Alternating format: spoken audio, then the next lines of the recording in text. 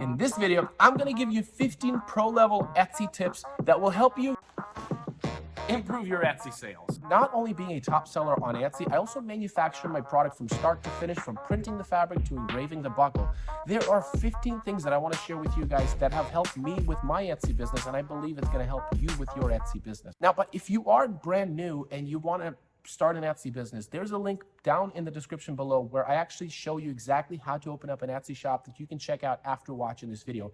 I believe this video is going to be very useful for you because you need to understand what are the fundamentals of Etsy that you need to focus on and keep in mind as you're growing your Etsy business. Now, I've consulted and worked with very large Etsy shops that will make my Etsy business look like a mini Snickers. And these shops really understand that, and that formulates their business model, or at least a strategy in order to grow and scale on Etsy. The first one is Etsy is a horizontal business strategy, not a vertical. Let me explain. So if you have a product or a niche and you want it just to stick to that, you are going to hit a ceiling.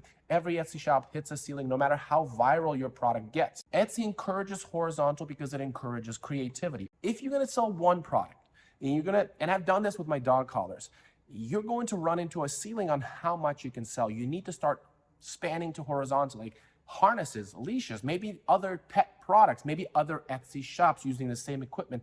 Etsy encourages that sort of behavior because with all the top Etsy sellers that I know, every single one of them hit a ceiling. You can't make $10,000 on one product in a single day. That's close to impossible. No matter how much YouTube tells you, you're going to hit a ceiling. Now, I had a listing that generated over $2,000 in sales per day, but that's as much as I got during COVID when everybody was online. And I was like the #1 dog collar on the word dog. And this is very important for you to realize. You need to create either variations or other products, and you need to move horizontally. So if you want to scale your Etsy business and you want to stay on Etsy alone, then you have to adapt this kind of model. The second one is lower price does not mean better ranking. These companies are all about making money, and they charge you based on percentage. So if your price is lower, they make less than a competitor that will sell the same volume of sales with a higher price. Therefore, these platforms will push a product with a higher price because they do make more money. So race to the bottom does not mean the best strategy. It's really important to understand that. Focus more on the product than even the price. However, this brings me to point number 3. When you lower your price on your smallest variation, if there is small, medium, large, and your small is just really low, lower than all your competitors, however, your medium is the same as your competitors, if not higher in price, the reason why that's not such a bad idea is because you're telling your customer, hey, if price was an issue, is this a good product? Do you like this design? You're taking cost out of the picture and you're asking the customer the true value. What do you think about this design if price is not an issue? And then they make the judgment that, yeah, you know what, this is a really good design because the price doesn't scare them.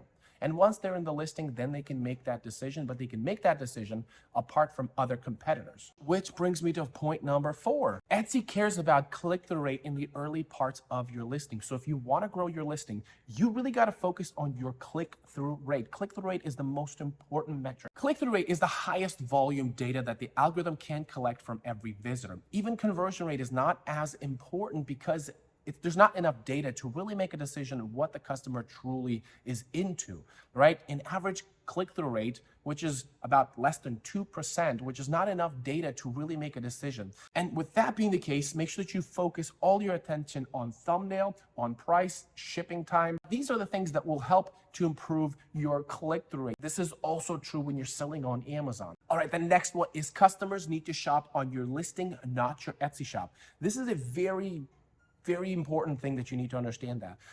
You need to create a listing in such a way that they shop on your listing. They don't need to go to your store to find what they need, that they can find what they need in your listing. So have enough variation in the listing so that the customer will get what they need without having to go to your Etsy shop. The next one is the most important metrics that you need to look at when you're deciding whether you should advertise this listing or not is when you go on stats, scroll down, look at this favorite chart. If it has activity like this, that means people are favoring your product. The customers are telling you, hey, we like this product. That means other customers will also like that product. Therefore, you know that if you start investing into advertising these products, then you're going to have a better chance for success. All right, the next one, if your strategy works, don't change it. This is very important. A lot of people overthink their handmade business. I have a friend that sandblasts tombstones, and he doesn't sell on Etsy. Now, the marketing strategy that worked for him is just doing a pop-up with a showroom somewhere in a mall or some location that you can do a showroom, and it seems to be bringing him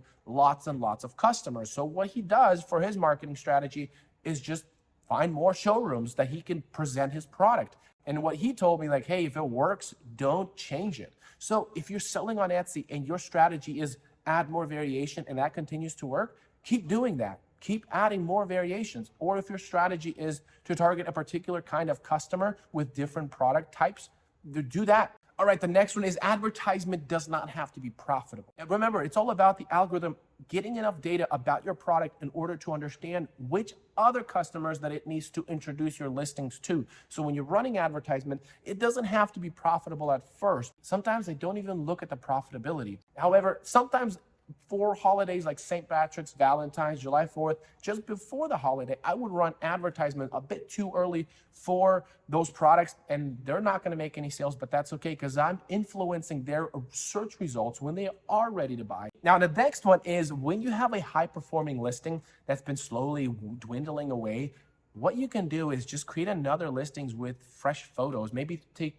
3 different listings of the same exact listing that did perform well with different photos. This will give you fresh life to your Etsy shop. This has worked for me time and time again. Listings, they go up and they slowly trickle down because, again, Etsy cares about the horizontal model, which means it introduces other competitors to the spotlight. And maybe you've had the spotlight for a little bit, just create another listing with the same kind of product, just a different photo, maybe just a few different keywords, but it should do a lot of wonders to your Etsy business. All right, the next one is sellers that have a process of bringing new listings to their Etsy shop, which means they have maybe they're using 3D modeling or they're doing photoshopping onto the already existing blank. Sellers that have a process in which they bring high volume of listings to the Etsy shop sell more than sellers that don't. Remember, and this again targets at the horizontal strategy of the Etsy marketplace. All right, the next one is thumbnails need to be covered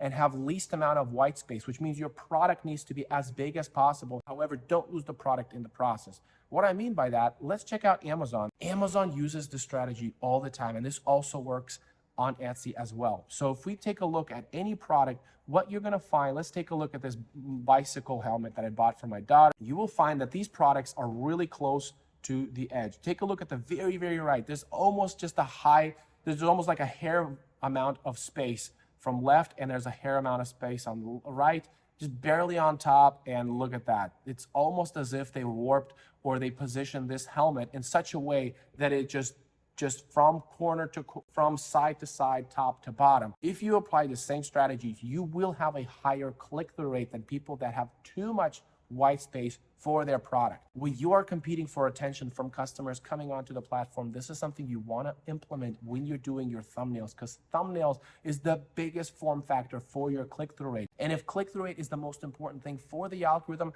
well, making that thumbnail be as clickable as possible is going to be critical. All right, the next one, when you are doing your keyword research, the best piece of information you can find is finding an Etsy product or shop that has the shortest amount of lifespan, but it has the highest volume in sales. What do I mean by that? You don't want to research the high sellers that have thousands of listings as their history. You want to find small Etsy shops that just started 3 months ago that might have a sale volume of 100 units already, because a shop that opened up 2 or 3 months ago and they already have 100 sales, which means they're doing something right at the short amount of time, and that gives you live real-time data on what products work and what products don't that you can emulate when you're doing your keyword or product research. Now, the next one is using Amazon for your keyword research on your Etsy shop. So when you're looking for, say, soccer mom t-shirts, what you need to do is look to the bullet points. So looking at the keywords that are written in these bullet points is going to give you a really good idea on how you should formulate your Etsy listing. All right, the next one is the result of me being suspended. For the past few months, I've been suspended in and out. Being a top seller, being suspended was just horrible. And so I had to reshape the way I do business. And this is a very important, especially if you are at that place where you really want to make sure that your business is stable, or even thinking about hiring other people to help you with your Etsy business. Now, before I go there, I did want to say that I did add more lessons to my mastermind course that you can be part of So if you want to join the class, check out the free course. Link is in the description. Just to see the level of my training, I guarantee that it's going to be very useful for your Etsy business because you shouldn't do it alone. The more time you can avoid pitfalls or things that are just a waste of time and money, the better it's going to be for your Etsy business. All right, so the next one is when you are building your Etsy business, think about wealth building instead of just money making. And this has been very important and critical for me during the time I was suspended. Because if you have, say, 80% or 70% of your income just completely frozen and not made any money, you want to ask yourself, what's next? What can I do? And because I have equipment and knowledge and process systems that produce a product, I ask myself, who else needs this product? How else can I scale this? So I had something that I could bring to the marketplace of Amazon or even other sellers that I can do a print-on-demand style service for them for dog collars.